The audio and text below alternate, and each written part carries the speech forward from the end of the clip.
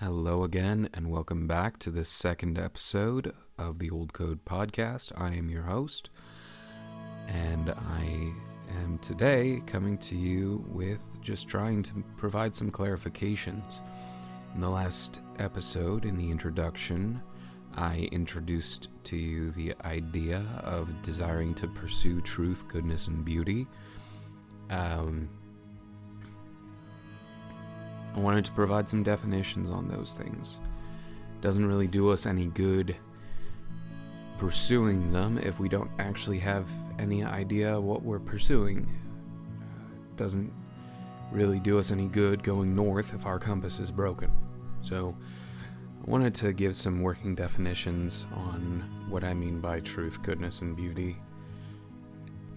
To start, I want to explore these three concepts from most easy to explain to most difficult to explain. And that's really a very intentional gradation from what should be understandable. So I want to start off with truth. Truth is the most easy to explain. Disclaimer here, I am functioning under what is referred to as the correspondence theory of truth, but I want to push back on the way that truth has been handled in the past. We talk about truth as though truth is the thing that is being communicated. I want to make the claim that the truth, good, and the true, the good, and the beautiful are inherent to the thing, as opposed to something which is brought to the thing. So when I say truth, I'm not simply talking about communication. I'm talking about truth in and of the thing. So truth is simply referring to what is. Truth is talking about the nature of the thing itself. And that's really just the easiest way to explain it, is truth is. Truth is what is reality.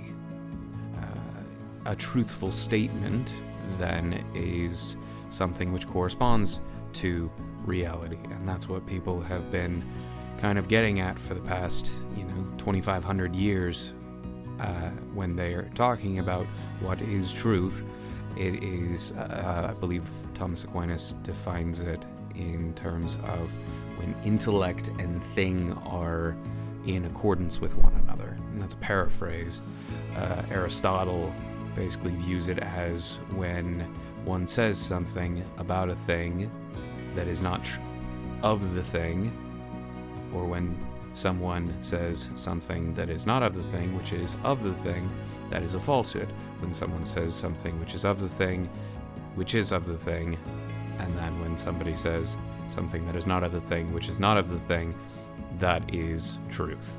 So I want to make a very clear distinction between our conveyance of things which are true and truth itself. Truth is simply what is in accordance with reality, which then moves on to the good.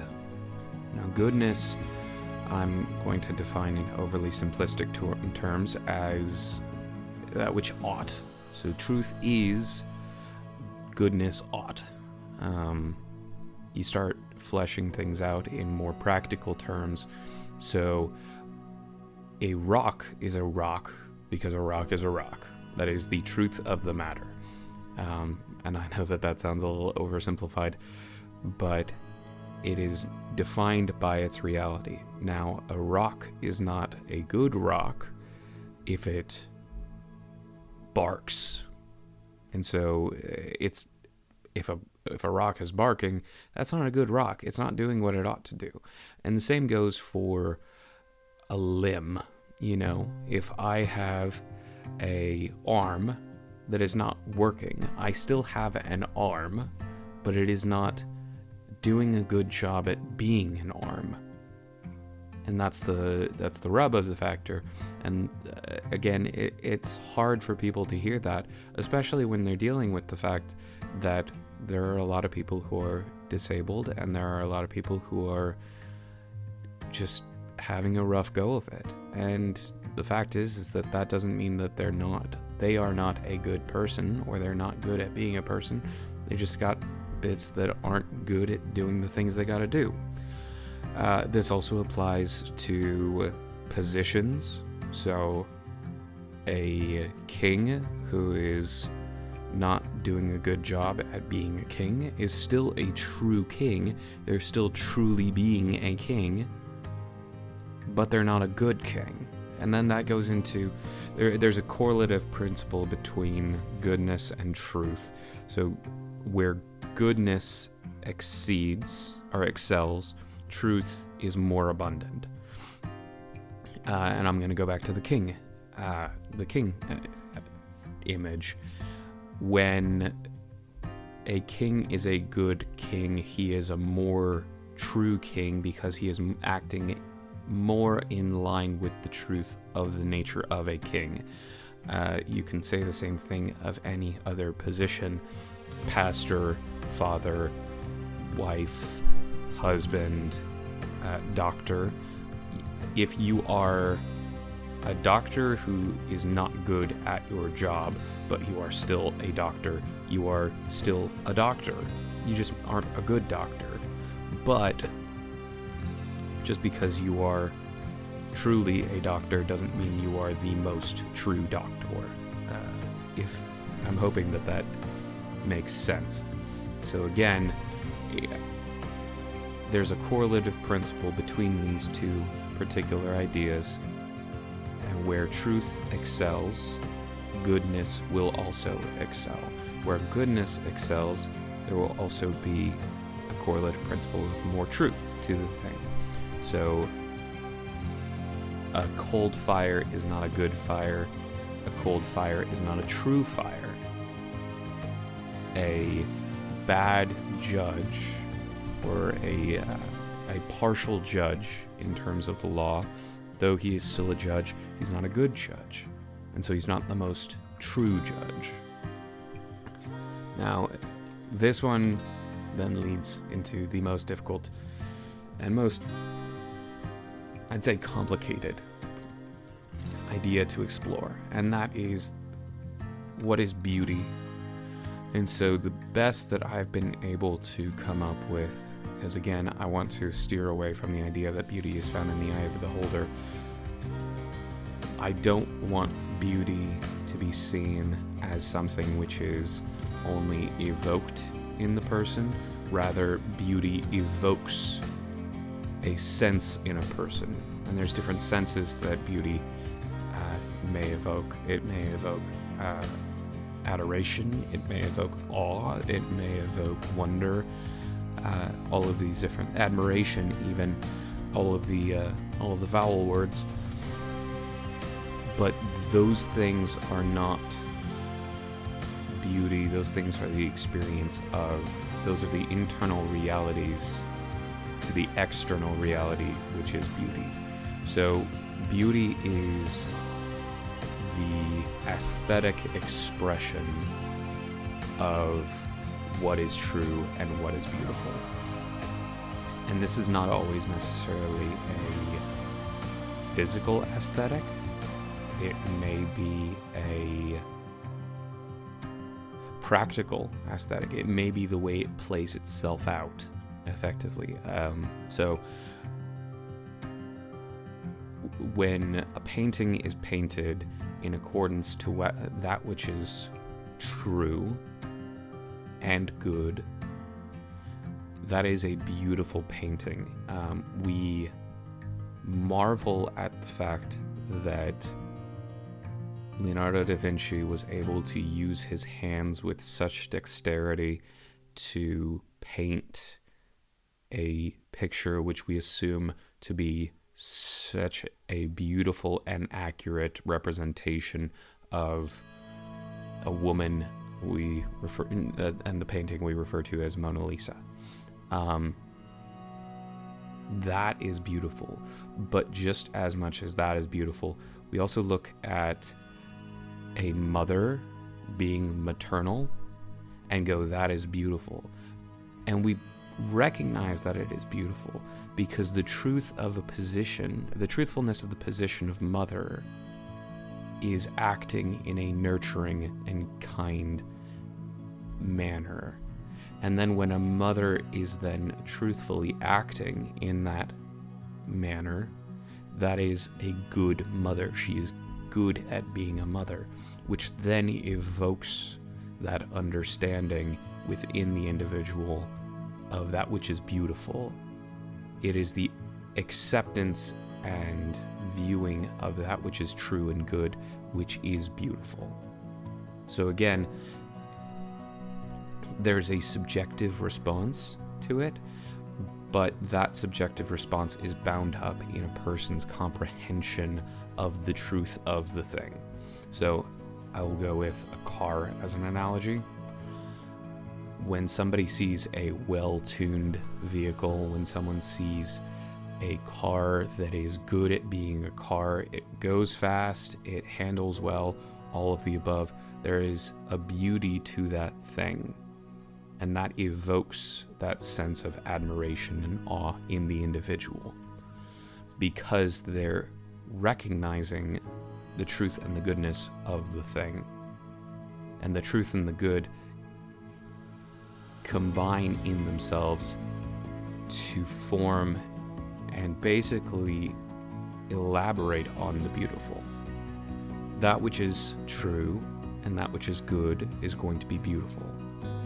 The great-grandmother who is marred by the years but loves her grandchildren and her great-grandchildren and her own children, she may not be pleasing to the eye, but for some reason that is still beautiful, and that's because she is appealing to a higher form of beauty, which is the transcendent, which is the true and the good.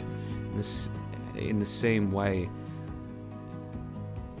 when we see certain things which are not always necessarily immediately striking to our eyes as beautiful, when we understand the truth to the thing, that is when we understand the beauty to it. That is when those feelings of beauty, of adoration, admiration, awe, that's when these things are evoked.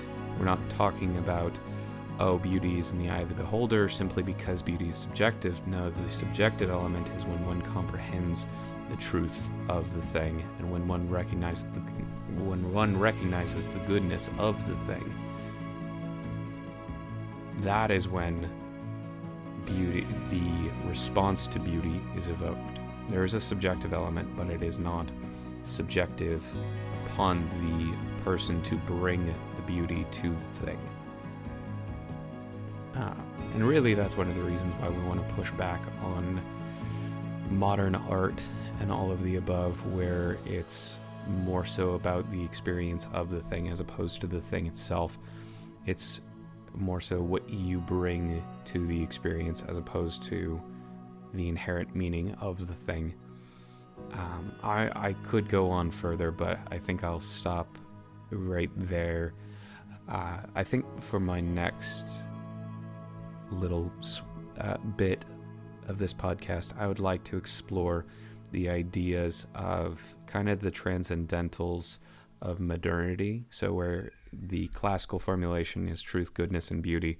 I want to go into, because I briefly mentioned it, and I want to offer a correction to my last podcast. I don't remember exactly what I said as far as those three transcendentals were for modernity, but I want to clarify. I'm not scripting any of this. I am just kind of going off the cuff. So if I forget something in the moment, then I will attempt to clarify it either in the next one or in the editing process. But those three virtues of modernity would have to be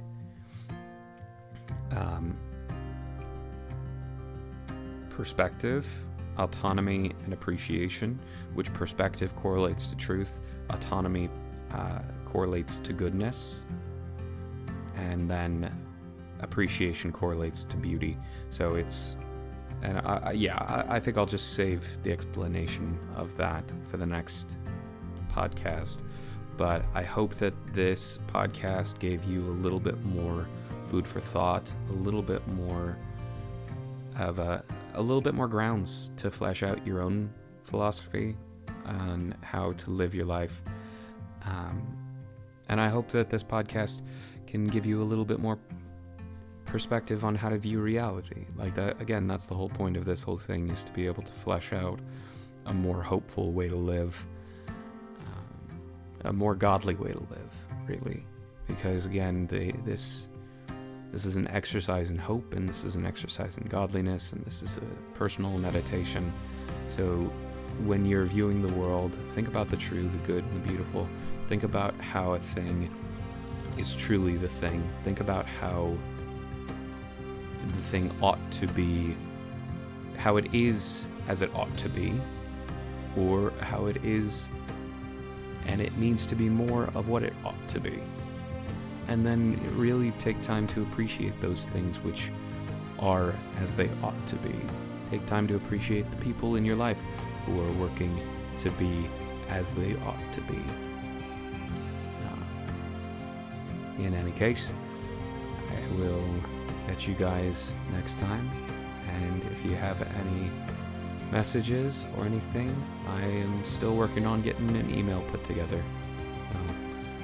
I believe there's a poll in the Spotify podcasts area, so if you got any thoughts, feel free to comment, feel free to share this podcast with whoever you like, and don't forget to follow if this has made your day a little bit brighter. Thank you.